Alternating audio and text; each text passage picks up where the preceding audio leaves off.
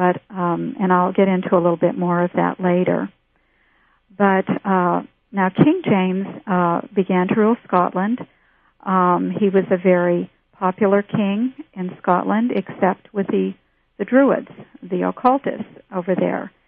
And King James was having to deal with this Druidic element, that this Celtic kingdom that operated on pagan principles. And, of course, we read about the ritual murder that was part of their religion, and James was having to deal with these occultists as king, and they were a criminal element. And in 1597, King James published a book. Now, he wrote several books. He was a very excellent writer, but this book was called The Demonology. And tomorrow I'm going to read excerpts from this demonology, which show that he had not only a good understanding of Scripture, but how these occult societies operated, and he understood how they drew his subjects into their vile net of Satanism, and how they tormented his subjects.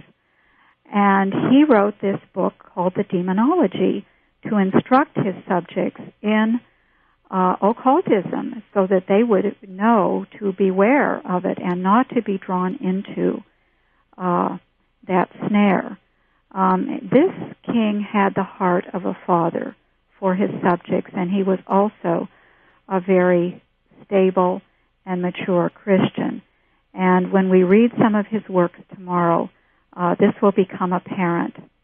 But today I just want to lay the foundation, go through this historical background, and we'll see James in a little while in opposition against these occult societies, the Rosicrucians, who were his mortal enemies, and how they tried to everything that they could to kill him and to discredit him.